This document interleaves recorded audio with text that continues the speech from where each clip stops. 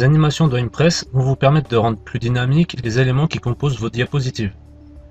Pour attribuer des animations aux différents éléments d'une diapositive, dépliez Animation personnalisée dans le panneau Tâches. Encore une fois, si le panneau Tâches n'apparaît pas sur votre écran, cliquez sur le menu Affichage, puis sur Volet Tâches. Quand Animation personnalisée est dépliée, tout est grisé.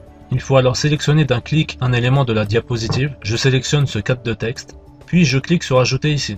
Une fenêtre avec 4 onglets s'ouvre.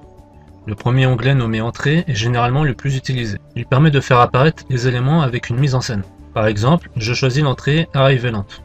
Impress lance un aperçu de ce à quoi ressemblera l'animation. Si vous souhaitez activer ou désactiver ces aperçus, cochez ou décochez Aperçu automatique ici. Je valide l'animation, la fenêtre se ferme. J'ai maintenant accès au paramétrage de l'animation. Cette animation sera lancée lorsqu'un clic souris sera effectué lors du visionnage du diaporama. L'animation pourrait être lancée en même temps que la précédente. Ici, je peux choisir de faire entrer l'animation par la droite. Il est possible de modifier sa vitesse d'arrivée. Attribuer une accentuation est pareil que pour une entrée. Je sélectionne un élément de la diapositive. Ici, je sélectionne du texte, mais cela aurait pu être pareil avec une image, une forme ou autre.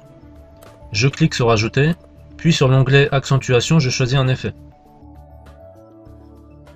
Ensuite, il faut valider et paramétrer si besoin. J'ajoute cette fois-ci un effet de sortie. Il faut pour cela recommencer la même opération et cliquer sur l'onglet Quitter.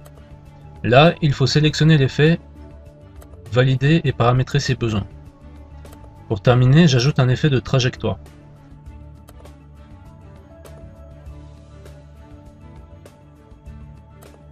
Je valide et je lance le diaporama.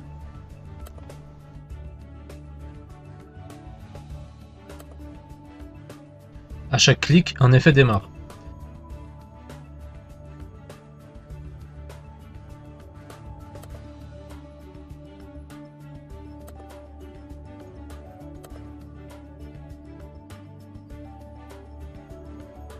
Si vous souhaitez modifier l'ordre dans lequel les animations se déclenchent, retournez sur le panneau Tâches et dans ce cadre, sélectionnez une animation et changez sa place à l'aide des flèches. En relançant le diaporama, les animations ne sont plus dans le même ordre.